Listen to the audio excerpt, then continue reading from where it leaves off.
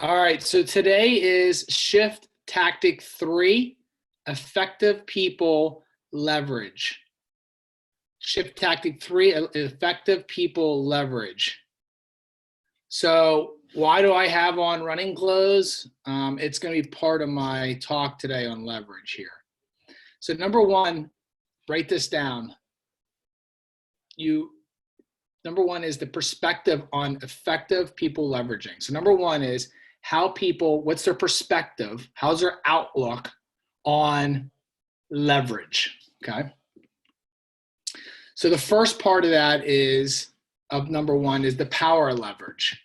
High achievers know there's 3 forms of leverage: people, systems, and tools, right? People, systems, and tools. What most people do is they get distracted by social media. They get distracted by other people's priorities, and they don't focus on people, systems, and tools. People are the most powerful form of leverage.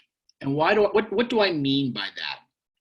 When I help a new agent grow their business, after they get to around $7 million in that range, they need another person to be able to double their business, or they're going to go nuts and they're not going to have a life. When you look at a person build their business, let's use a doctor's office, the first thing a doctor hires is a receptionist. Another hires the nurse. How often do you go into a doctor's office that the doctor is the nurse, the secretary, and the doctor? But in real estate, most people try to be all 3 things. How silly does that sound? If I told you right now you went to a doctor who's the nurse and a receptionist, you'd be like, I'm never going back again, right? So the first thing is you got to get to around $7 million, and that's hard work, and then you got to hire help, okay? The next part of this, number one, we're still on 1. These are like drop points. If you're spending time on activities that bring you neither joy nor money, subcontract that activity. If it's not bringing you joy or money, hire someone to do that. What would that be? Here's where most people mess up.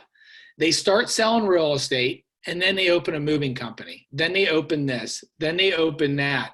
They don't get good at anything. What you need to do is dive deep, dig a hole deep, and when you're going down that journey, you need some more help to get that hole dig that deeper. When you dig a hole, a human being can only dig it so deep. After a while, you're going to bring in what? A machine. In your guys' case, the machine is another human being. So that first part you guys can see is how critical is on the power of leverage. The second part, perspective on effective people leveraging people or leveraging help, is change the way you do business. So write this down. Change the way you do business. And I wrote these notes down. Change the way you view your business from a to-do list to a leverage business. And you need to pretend in yourself that you are the leverage up front. Now, what do I mean by that? That means from 9 o'clock to 12 o'clock, you put this hat on, and this hat is a prospector. At 12 o'clock to 2 o'clock, you put your next hat on, and the next hat is your administrative help. At 3 o'clock to 5 o'clock, you put a new hat on, which is a showing realtor, buyer and sellers. As our job is so critical in changing roles, you have to pretend with your mind in a day what you are. I literally have to change my outfit multiple times in a day, from a CEO to a coach, to a psychologist, to a salesperson, to a real estate investor. Literally have to change my hat. What I don't do is I don't do all the hats at the same time. This is how crazy it sounds. Could you imagine going to a party and you walk into a party and someone changes their outfits 14 times right away? You'd be like, this person's weird.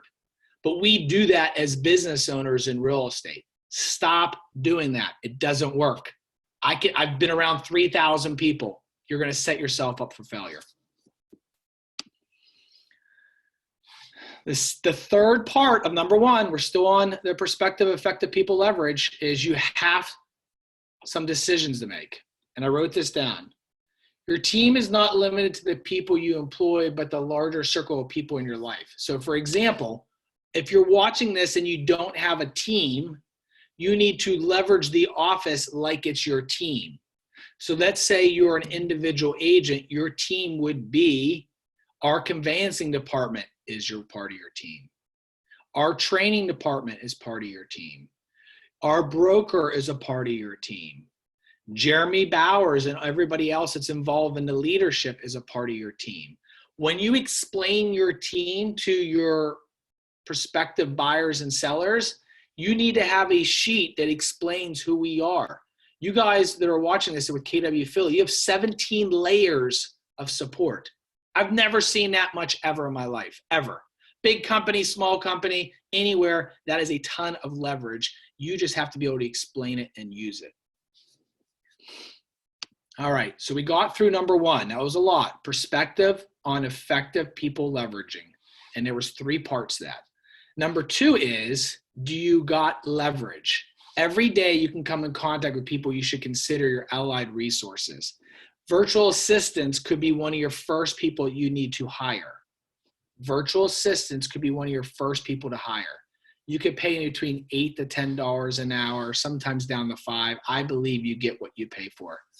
What would you hire a virtual assistant to do? Not prospect.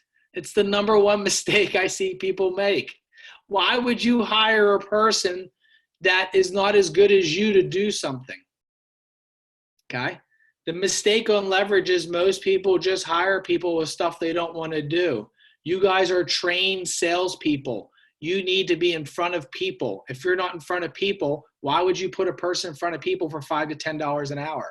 That's like saying going to the doctor's office, the doctor doesn't see the patients. I'm going to let the secretary do it. Sounds crazy, right? The third part is take stock of what you got.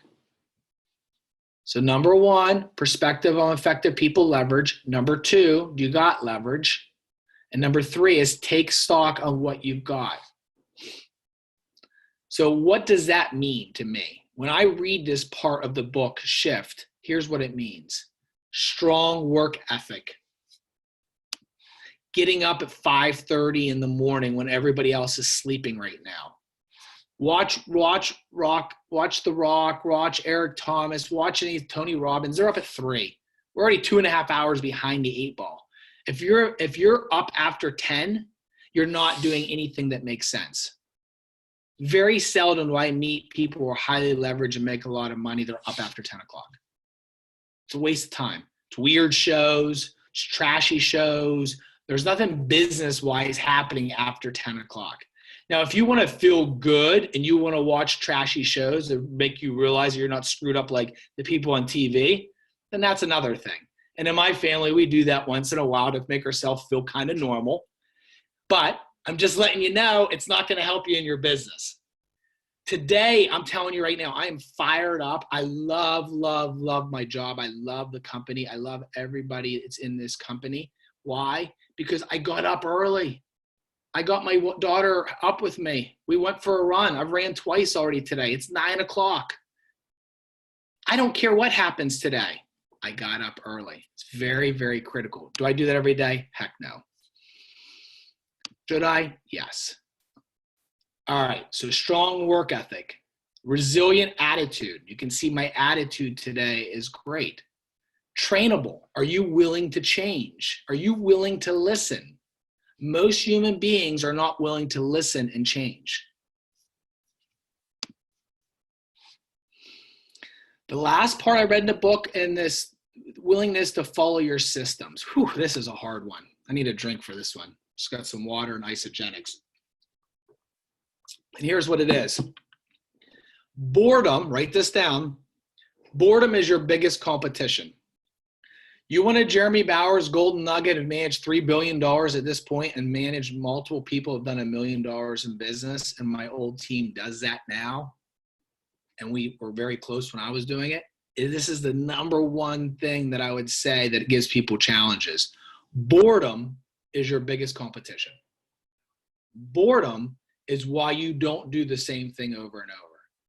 I've flown across the country. I've dropped over probably $200,000 in viewing other people's business. The number one common theme, I just went out and visited a guy. He does $35 million a year. His pay, his employee pay per month is $1.5 million. Okay. Guy's legit a month. That's what he has to pay his employees. He's a big boy. The same thing I saw with him and everybody else that's successful. They do the same shit every day. They get up at the same time. They practice at the same time. They work out at the same time. They lead generate at the same time. They have meetings at the same time. They take lunch at the same time. Try to get them off track. That is a very common theme. If you said, Jeremy, I want to be successful, the first thing I'm going to work with you is on your schedule. So boredom is our biggest competition. Last, number 4 in today's shift series is focus on doing the right thing. So let me rephrase this. Number 1, perspective on effective people with leverage. So we talked about leverage. 2, how to get leverage. 3, take stock on what you got. We talked about your work ethic, resilient attitude. And 4th is focus on doing the right thing. Are you doing the right thing every day? Or are you going to the diner and asking to get a salad and you come out like Jeremy Bowers does sometimes and get a steak and French fries? You went into the diner, you had good intentions, but you didn't come back with a salad, right? It happens. That's why I got 2 chins most of the time. If you go to a restaurant and you go to a healthy restaurant that doesn't have French fries, most likely you're not going to get French fries. So what you need to decide is, are you doing the right thing every day? And what is the right thing? Is that fair? Would you want to know what the right thing is? The right thing is this. I'm going to give you a bonus because I'm on fire today. The one thing is you need to focus on your schedule. You need to focus on boredom. And you need to focus on taking action. Those 3 things win every single time. So I challenge you today to talk to 25 people. 2 golden nuggets I've ever learned in my life, and this pertains back to shift, is boredom is your biggest competition. We talked about that today. And the second is taking action and talking to 25 people a day. If you ask me what my 3rd golden nugget I've learned over the years with people, of interviewing people and talking to people and me doing it and taking action and making money and built the companies I've built, is the next one is leverage. Eventually, you guys are not going to be in the real estate sales business. You're going to be in the people business. And the people business is you need to hire the right help to impact their business, impact their life, so you can grow, so they can grow. Every week, we're going to be doing shift tactics. And this is from the book Shift from Gary Keller. What I do is I read books, I digest books, I take notes on books. And what I do is I don't read a boatload of books anymore. It's stupid. I used to do it. It's going to the diner and getting everything on the menu. You're going to come out not good. Read less books and read them over and over and over again and take notes and apply it back to your life. If you don't apply anything that you learn from it, it's just wasted space. Our brains in the graveyard in the world is the biggest place for wasted space. So what I recommend you guys doing today before next week is read the book Shift, and you'll see where I'm getting these notes from and how I apply it back to the real estate world from my personal experience. I believe in you guys. I know you're going to do well with this. I know you're going to take this information. I appreciate you guys watching today. And if you have any questions at KW Philly, please message me. I'll help you. You know that. If you're not at KW Philly and your brokerage is not doing this for you right now, then we need to talk. My goal in life is to help you guys all achieve your goals. And most goals are $250,000 income, $100,000 passive income per year. After that's 500, 750, million. A lot of times it's just, Jeremy, I want balance. I don't want to trade time for money anymore. I just want to enjoy what I want in life. I can do that for you. I can help you do that. That's what I do. I have a balanced life because I understand the difference. Take the nuggets, run with it this week. I appreciate your time and make the best of it. Thanks.